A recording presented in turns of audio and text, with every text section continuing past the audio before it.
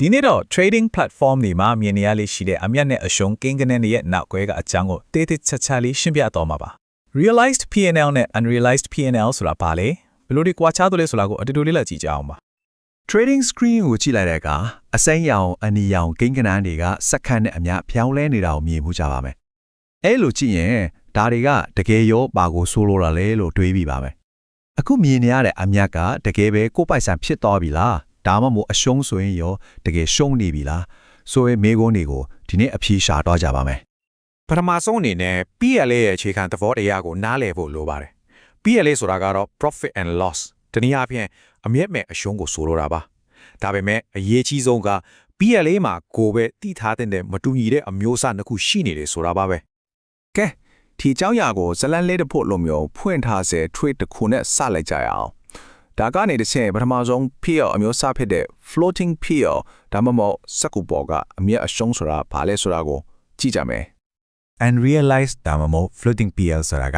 လက်ရှိဖွင့်ထားတဲ့မပိတ်ရသေးတဲ့ trade တွေပေါ်ကရနိုင်ခြေရှိတဲ့အမြတ်ဒါမှမဟုတ်အရှုံးကိုပြောတာပါ trade ကိုမပိတ်ရသေးတဲ့အတွက်ဒါဟာလက်တွေ့ဖြစ်မလာသေးတဲ့စိတ်ကူးတဲ့ကဂိမ်းခဏတစ်ခုသာဖြစ်ပြီးသူတို့ရဲ့တန်ဖိုးကဈေးကွက်အတက်အကျနဲ့အမြတ်အများတန်းပြောင်းလဲနေမှာပါ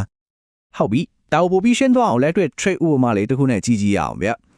EUR/USD ကို 1.1500 စီနဲ့ unit တန်းဖို့ပဲထားတဲ့ trade တစ်ခုရှိတယ်လို့ပဲအလွယ်တကူသဘောထားလိုက်အောင်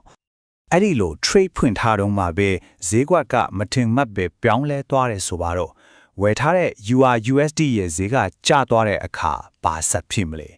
ဒါက floating loss ဆိုတာကိုတွက်ချက်ဖို့အစပြုလိုက်တာပါပဲအခုဈေးကွက်ပေါက်စိတ်အသစ်ကတော့ 6.1300 ဖြစ်သွားပါပြီဒီစင်းလုံးကလက်ရှိ P&L ကိုတွက်ချက်ဖို့အဓိကကျတဲ့ကိန်းဂဏန်းချက်လာပါပြီ floating loss ကိုဘယ်လိုတွက်လဲဆိုတော့ကိုဝယ်ထားတဲ့ position အရွယ်အစားကိုလက်ရှိဈေးတွေကနေကိုဝင်ခဲတဲ့ဈေးကို no အဲ့ဒီကရတဲ့အဖြစ်နဲ့ပြန်မြောက်လိုက်တာပါပဲ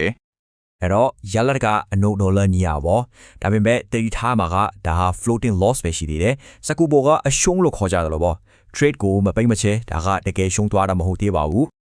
ကဲဇလန်ရဲ့နောက်ကပိုင်းကိုဆက်ကြည့်ကြအောင် trader ကဒီ trade ကိုပိတ်လိုက်ဖို့ဆုံးဖြတ်လိုက်တဲ့အခါဘာဖြစ်သွားမလဲဒီနေရာမှာတဲ့စက္ကူပေါ်ကအခြေအနေကနေလက်တွေ့အခြေအနေကိုပြောင်းသွားတော့မှာပါ realized PL ဆိုတာတော့ floating PL နဲ့လုံးဝဆန့်ကျင်ပါပဲဒါကပိတ်လိုက်ပြီးထည့်ခဲ့ trade တစ်ခုကနေရလာတဲ့နောက်ဆုံးအမြတ်သို့မဟုတ်အရှုံးကိုဆိုလိုတာပါစိတ်ကူးတဲ့ကအတက်အကျဂိမ်းကနန်းမဟုတ်လို့ပဲနောက်ဆုံးထွက်ပေါ်လာတဲ့တကယ်ရလာအစစ်မှန်ဖြစ်ပါတယ်ဒီနေရာကဇလန်ရဲ့အလဲအပြောင်းပါပဲ trader ကအဆင့်စားတယ်ဒီထက်အပေါ်မရှုံးချင်တော့ဘူးဆိုပြီးတော့ဒီ position ကိုပိတ်လိုက်ဖို့ဆုံးဖြတ်လိုက်ပါတယ်အခုပဲ unrealized loss က real loss အဖြစ်ကိုပြောင်းလဲတော့မှာပါအခုမှအရေးကြီးတဲ့အပိုင်းကိုရောက်လာတာဒီလိုရက်က trading account ထဲကပိတ်ဆံကိုဘလို့တကယ်ထိခိုက်သွားမလဲဆိုတာကိုကြည့်ရမှာဒီမှာရှင်းရှင်းလင်းလင်းမြင်ရပြီ trade ကိုပိတ်လိုက်တာနဲ့အရှုံးဒေါ်လာ200က account balance ထဲကနေတကယ်ကိုနှုတ်သွားတာပါ balance ကဒေါ်လာ15000ကနေ800ကိုတန်းကျသွားပြီး flooring P&L နေရာမှာဘာမှမရှိတော့ဘူးဒါကတကယ်အရှုံးထေသွားတာပါကဲဒါကအရှုံးဘက်ကိုကြည့်လိုက်ကြပါနော်တကယ်လို့များဈေးကွက်ကကိုယ့်ဘက်မှာရှိပြီးဈေးတက်သွားခဲ့ရင်ရောဘယ်လိုဖြစ်မလဲအမြဲရတဲ့အခြေအနေကိုလည်းအကြည့်ကြည့်အောင်ဒီမှာလည်းအတူတူပါပဲမြဲရတဲ့ trade ကိုပိတ်လိုက်တာနဲ့ realize gain ဖြစ်တဲ့ဒေါ်လာ100က account balance ထဲကိုတောင်းဝင်လာတာပဲ balance ကဒေါ်လာ1100ဖြစ်သွားပြီအဲ့ဒီပိတ်ဆံကတကယ်ကိုပိတ်ဆံဖြစ်သွားပါပြီကဲဒါဆိုရင်ဒီနှစ်ခုရဲ့အဓိကကွာခြားချက်တွေကိုပြန်ပြီးချုပ်ကြည့်အောင် unrealized ဆိုတာက trade ကဖွင့်ထားစေတန်ဖိုးကပြောင်းလဲနေတော့ balance ကိုလည်းဘာတရားမှုမှမရှိသေးဘူး realize ကတော့ trade ကပိတ်ပြီးပြီတန်ဖိုးကအတီဖြစ်သွားပြီ balance ကိုလည်းတိုက်ပေါင်းတာဒါမှမဟုတ်နှုတ်တာလုံးလိုက်ပြီဒီလုပ်ငန်းစဉ်တစ်ခုလုံးရဲ့အဓိကအချက်ကိုဘယ်တော့မှမမေ့သွားအောင်မမီလွယ်တဲ့နည်းလမ်းလေးတစ်ခုရှိပါတယ်နည်းနည်းတော့အထူးဆန်းနိုင်ပေမဲ့ကြော်တော်ထီရောက်တဲ့ဥပမာတစ်ခုကတော့အချီးရည်နဲ့ပတ်သက်ပါတယ်ဒီအကြောင်းအရာကိုဆွဆွဲမင်းမြဲမှတ်မိသွားစေမှာပါဒီလိုလေးမြင်ကြည့်လိုက်ပါ unrealized profit ဆိုတာကကို crash နေတဲ့လူတယောက်လိုပဲပေါ့အလားအလာတော့အပြည့်ရှိတယ်ဒါပေမဲ့အခြေမီဖွဲ့မပြောရင်အကောင့်ထဲမဖော်ရင်အဲ့ဒီအလားအလာကတခြားတစ်ယောက်နဲ့ပါသွားသလိုပဲကိုယ့်ရဲ့စကူပေါ်ကအမျက်တွေကလည်းဈေးကွက်ထဲမှာအငွေ့ပြန်သွားနေပါတယ်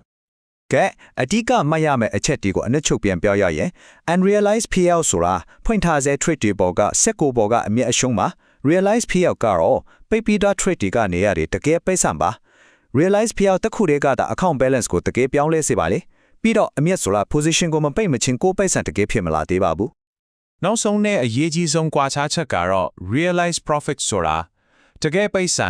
ကုန်လို့ရတယ်ထုတ်လို့ရတယ်ဘဏ်အကောင့်ထဲလွှဲလို့ရတယ် unrealized profit ကတော့အဲ့ဒီလိုလုံးလုံးမရသေးပါဘူး ဒါကြောင့် trader တယောက်အတွက်အမြဲတမ်းမြင်နေရမယ်မေးခွန်းကတော့ဒီအမြက်ကိုဘယ်အချိန်မှတကယ်ဖြစ်အောင်လုပ်မလဲဆိုတာပါပဲအချိန်ကိုက်မှန်ကန်တဲ့ဆုံးဖြတ်ချက်ချနိုင်ခြင်းကပဲစက်ကူပေါ်ကအမြက်ကိုတကယ်ပိုက်ဆံဖြစ်လာစေမှာပါ